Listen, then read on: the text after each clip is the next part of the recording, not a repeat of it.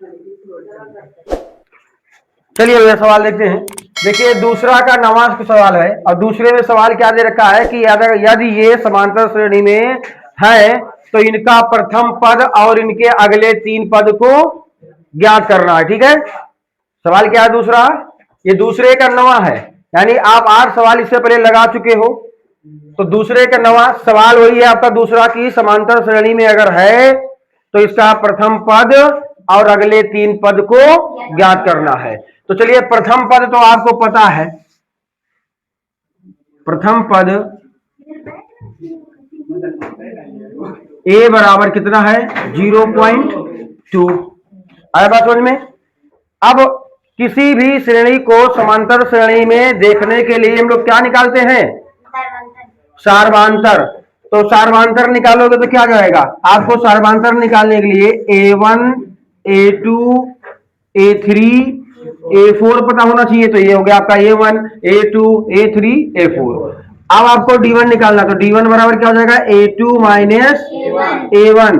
तो d1 बराबर हो गया 0.22 माइनस 0.2, यही तो है।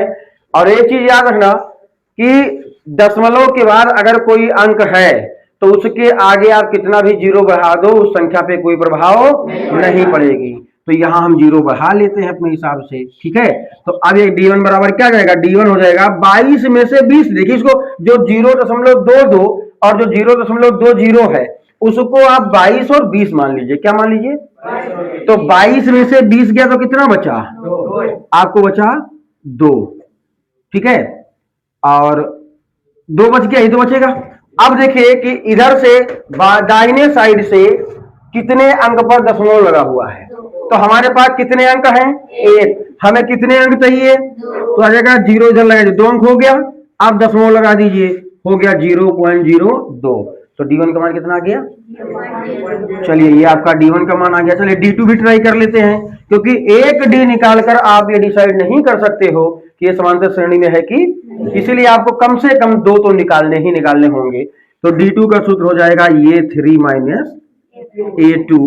तो d2 बराबर a3 का मान 0.222 माइनस 0.22। मैंने बताया सार्थक अंक, अगर आप लोगों ने कक्षा 9 में पढ़ा होगा तो सार्थक अंक का मतलब ये होता है वो हम उसी संख्या को जोड़ या घटा सकते हैं, दशमलव में घटा सकते हैं ऐसा नहीं है, लेकिन नियमानुसार हम उसी संख्या को घटाएंगे जो दशमलव के बाद समान हो। तो यहाँ कितने अंक है दशमलव के बाद, इधर कितने हैं, अगर इसमें 0 बढ़ा लो तो उस संख्या पे कोई प्रभाव नहीं पड़ेगी। आया बात समझ में। तो अब देखिए d2 बराबर ये जो 0.222 और 0.220 लिखा हुआ है, इसको आप मान लीजिए 222 और 220। तो जब इसको आप घटाओगे तो आपका कितना बचेगा, तब भी 2 बचेगा, लेकिन दशमलव के चलते देखिए क्या आ जाएगा, दशमलव कितने अंक में लगा हुआ है, आपके कितने अंक मिले, तो इसको 3 बनाने के लिए 2 0 बढ़ा दिए, हो गया 3 अंक। अब आप लगा दिए दशमलव, तो d2 का मान कितना आ गया 0.002। आगे हल करने की आवश्यकता ही नहीं है,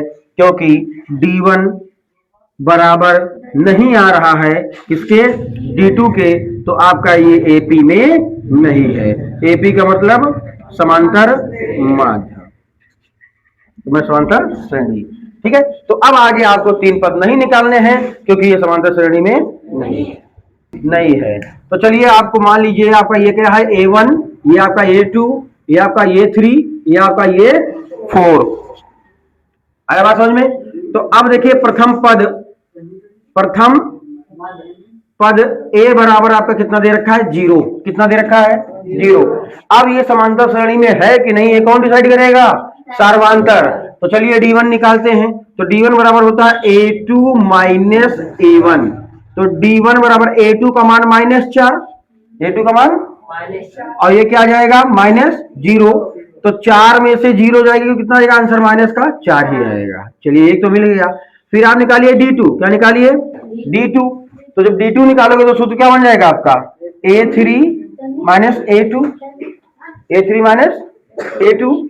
तो आपका d2 बराबर क्या जाएगा तो भैया देखिए a3 का मान है माइनस का 8, माइनस सूत्र में लगा हुआ है, और a2 का मान है -4। तो d2 बराबर क्या जाएगा -8 माइनस माइनस +4। तो d2 बराबर कितना आ जाएगा -4। तो देखिए यहाँ पे आपका क्या है D1 बराबर किसके है, D2 के। कितना आंसर आ रहा है, 4। तो ये AP में है, किसमें है, AP में है। और जब AP में है तो इसके आगे के 3 पद निकालने, कितने 3 पद निकालने हैं, आगे के 3 पद। तो अगला 3 पद देखिए, अगला 3 पद। तो अगला 3 पद में पहले आप ये काउंट कर लीजिए कि हमारे पास ये कितने पद दे रखे हैं। तो कितने दे रखे हैं, 1 2 3 4, यानी हमको 5वां पद निकालना है। 5वां पद का मतलब ये 5, क्या निकालना है, 5वां पद।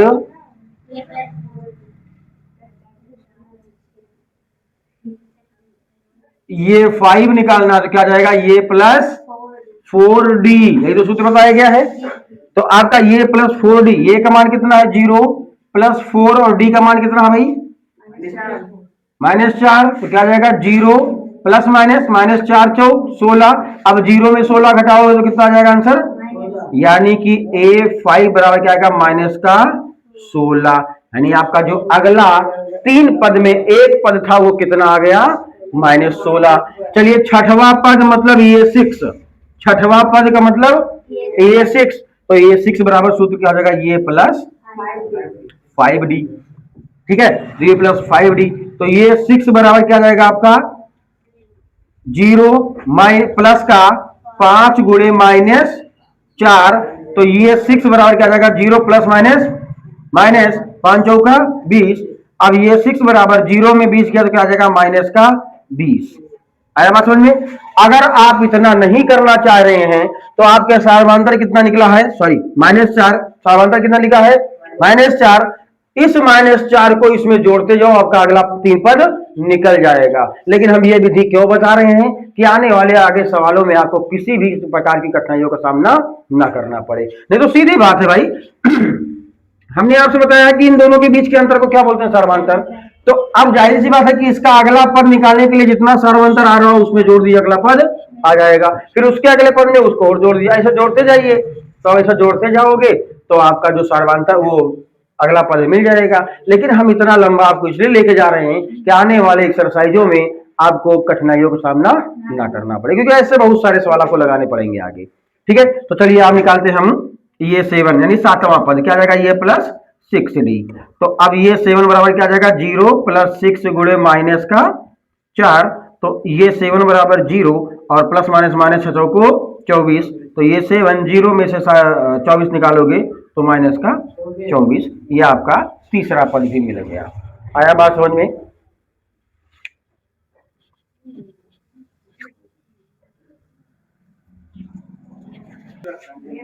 चलिए भैया आपका दूसरा का 10वां सवाल क्या देखिए, -1/2, -1/2, -1/2, -1/2।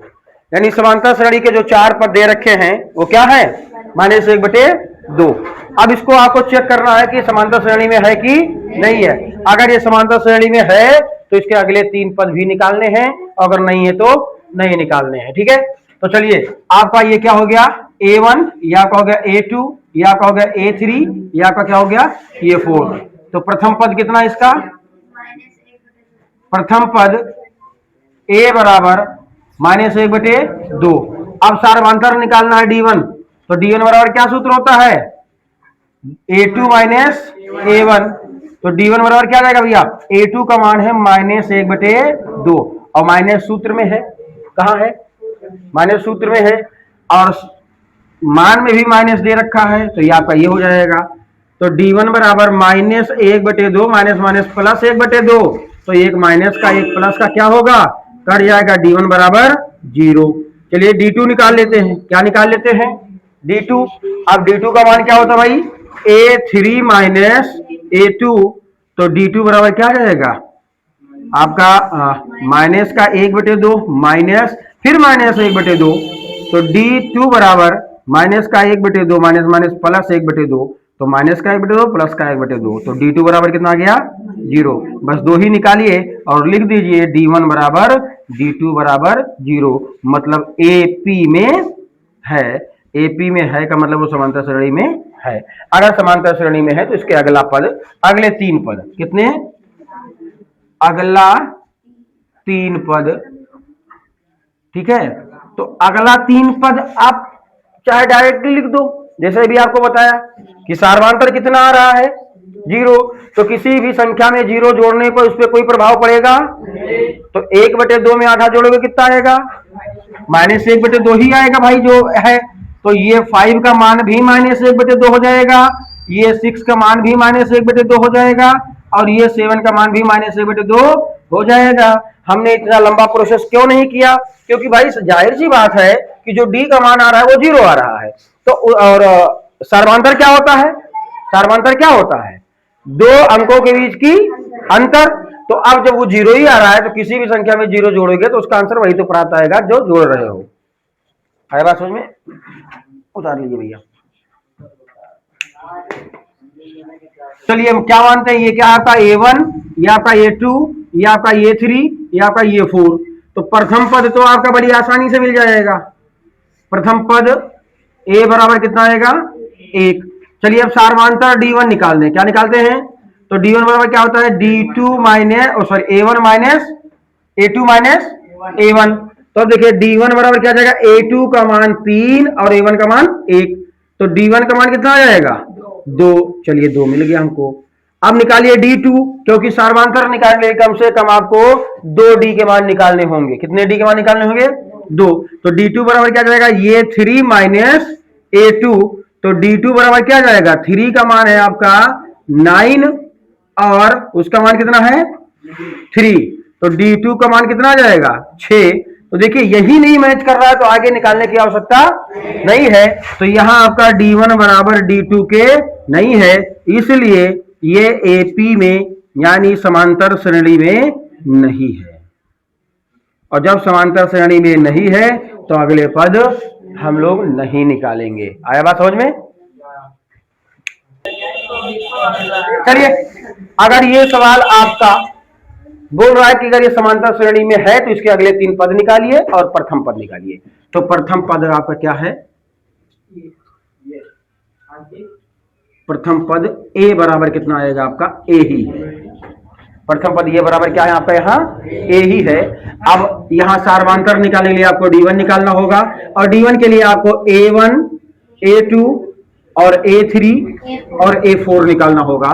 तो D1 बराबर सूत्र होता है A2 माइनस A1, तो D1 बराबर A2 का मान देखिए 2A माइनस A।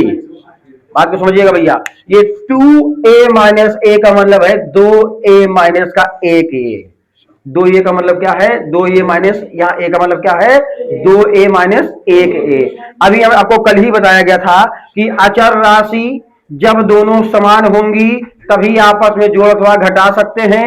उसी प्रकार नियम लगेगा रूट वाले में, अगर आपका रूट समान है तभी आप जोड़ घटा सकते हो।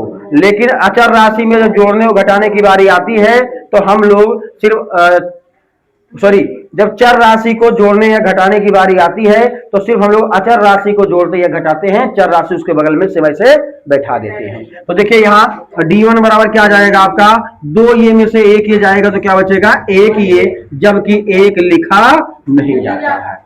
अब ऐसे D2 निकाल लीजिए, क्या निकाल लीजिए D2, तो D2 बराबर आ जाएगा आपका 3 माइनस A2, तो D2 बराबर क्या जाएगा, ये 3 का मान है 3A और A2 का मान है 2A। यहां पे भी आपकी अचर राशि ये है, क्या है ये, तो ये आपस में जुड़िया घट सकती है, लेकिन जब जोड़ेंगे घटाएंगे तो क्या होगा अचर राशि को, चर राशि को नहीं अचर राशि को जोड़ेंगे। यानी 3 को 2 में से घटाओ तो कितना बचा 1, बगल में क्या है ये, तो ये लिखा नहीं जाता है। अब आप आगे करिए या ना करिए उसका मान ये ही आने वाला है, ठीक है। तो अब यहां देखिए A1 बराबर A2 क्या है, बराबर है किसका मान, तो ये AP में है, किस पे में है AP में है। और जब AP में है तो इसके अगले 3 पद निकालना है, क्या निकालना है अगला 3 पद। अगला 3 पद क्या होगा आपका, देखिए चाहे आप सूत्र निकालिए, सूत्र लगाइए ये प्लस, तो 5वां पद है ना, तो आप चाहे सूत्र लगाइए A प्लस 4D, चाहे आप डायरेक्ट लिख दीजिए, क्योंकि जितना पद दे रखा होता है उसके अगले पद में हमें क्या जोड़ना होता है, सिर्फ सार्वधांतर का मान। तो यहाँ पे देखिए क्या लिखा है, 4 ये, और क्या जोड़ेंगे ये, तो 4 ये और ये कितना हो गया 5 ये, तो ये आपका आ गया 5 ये। तो चाहे सूत्र लगा लीजिए चाहे वैसे लिखते जाइए, ठीक है। अब देखिए छठवां पद, ये 6 क्या आएगा, पांचवें में जोड़ना है, पांचवें पद में जोड़ना है, तो पांचवा पद 5 ये है, तो 5 ये में एक जोड़ कितना आ गया 6 ये। अब ये 7 में छठवें पद में एक जोड़ना है, तो छठवें पद का मान क्या है 6 ये, और 6 ये में एक जोड़ क्या आ गया 7 ये आपके अगले तीनों पद है।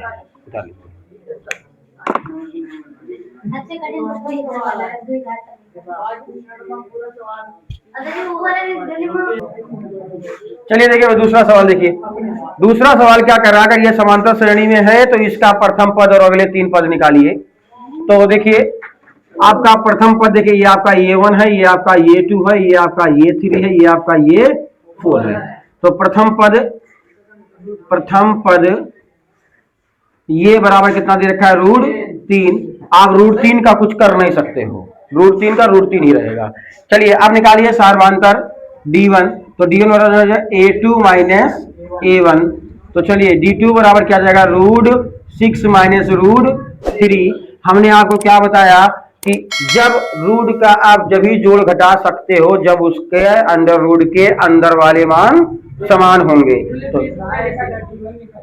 तो अब यहां पर आपका क्या है, √6 का आप भी कुछ नहीं कर सकते हो और √3 का भी कुछ नहीं कर सकते हो। तो जब यहाँ रूट के अंदर का मान समान नहीं है तो इसको जोड़ घटा, तो इसको हम यहीं छोड़ देंगे इसे ही।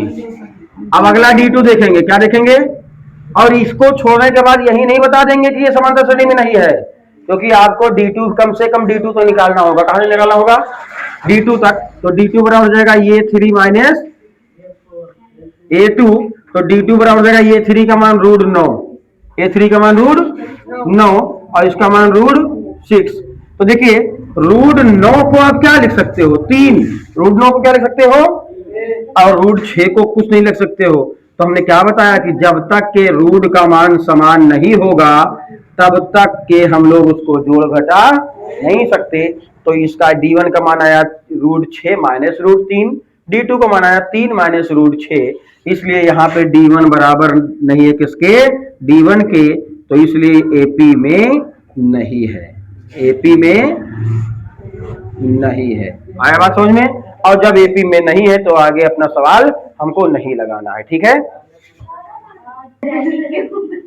चलिए ये आपका सवाल है, हमें इसमें क्या निकालना है, पहले इसको चेक करना है कि ये समांतर श्रेणी में है कि नहीं। अगर समांतर श्रेणी में है तो अगले 3 पद निकाले जाएंगे। तो पहला आपका ये हो गया, A2 हो गया, ये 3 हो गया, ये 4 हो गया।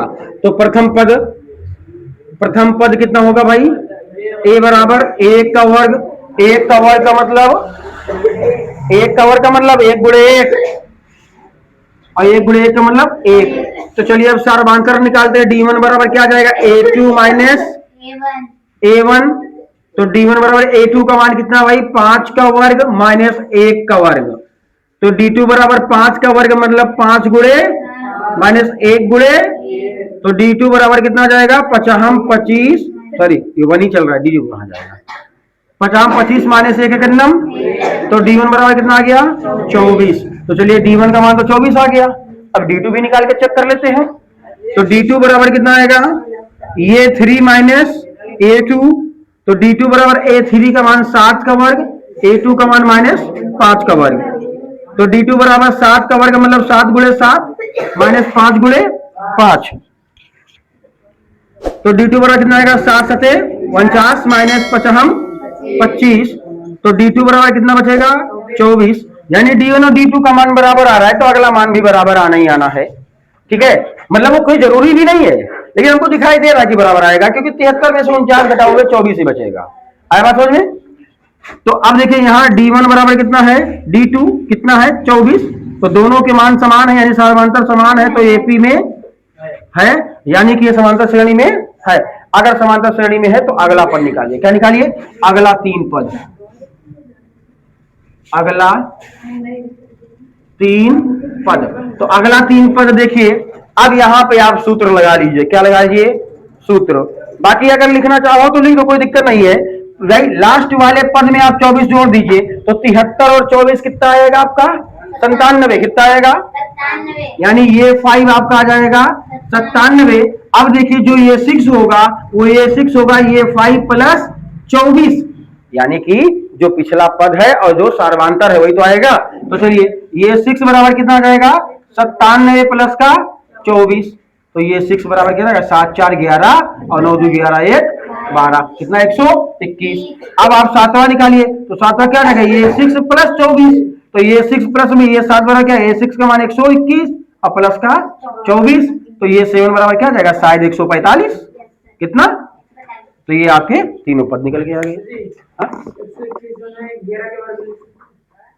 11 का वर्ग, हाँ बिल्कुल लिख सकते हो भैया, वो लिखा भी होगा आंसर में, वो आंसर में इसको 11 का वर्ग लिखा भी होगा, और ये तो कह ही नहीं सकते हो।